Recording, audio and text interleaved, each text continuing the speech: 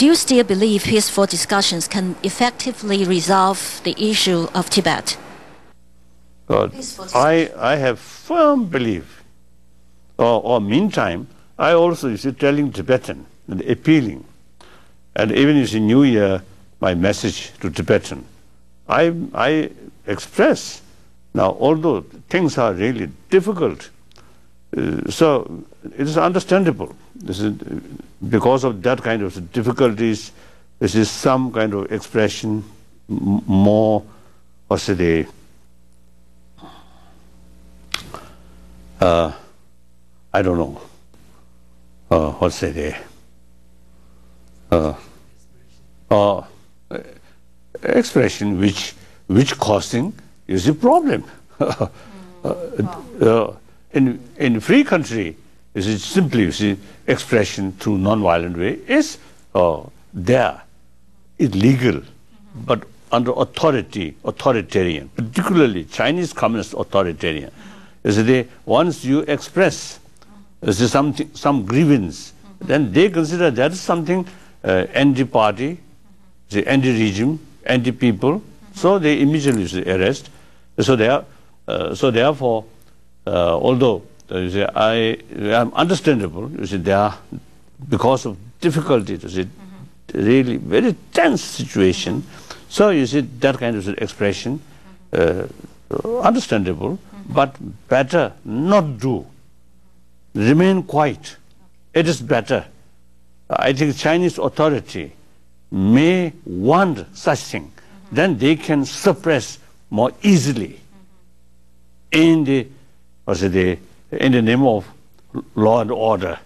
So they can easily put down and more arrest, more torture.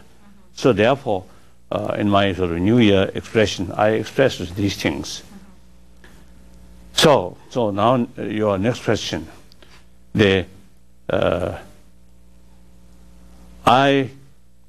Since 10th March last year, I expressed many occasions. Now our faith towards government, now thinner and thinner. But to the Chinese people, never, our faith never shaken. And also, since 10th March, at least as far as I know, more than 300 articles in Chinese language appeared, mainly, mostly within the country. So all very, very supportive. They fully support about our stand, not seeking separation, but within the peoples of China, meaningful autonomy. That all these articles fully support. And then since then, March last year, in many places, in Australia, in Japan, in Europe, and also in India, I met a number of Chinese writers, scholars, all of them, I think at least 50, 60, I met, very, very supportive. So that is the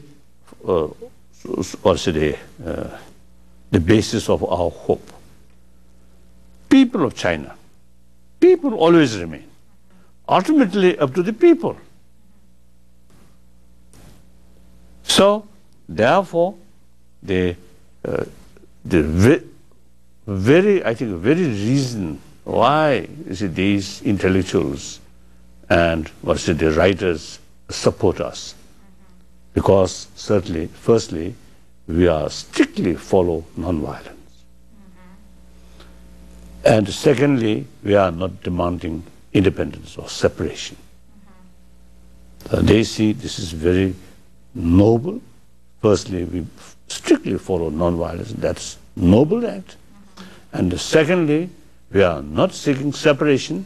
So this is a sort of common benefit.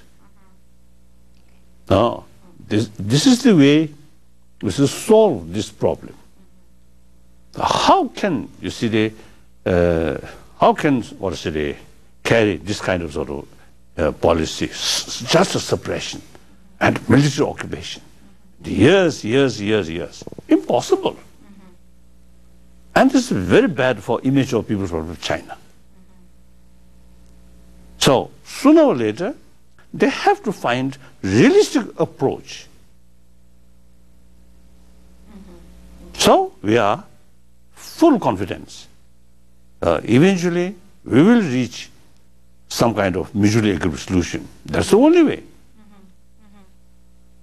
Okay. There's some other global problem. Your Holiness, as one of the most influential leaders in the world, how do you see the global economic crisis, which caused many people, millions of people losing job? What are your suggestions? I don't know. I'm not economist. But I believe the economic crisis essentially our own creation, human beings' creation, man-made problem. So logically, man or humanity should have the potential or ability to overcome this problem. That's my fundamental belief.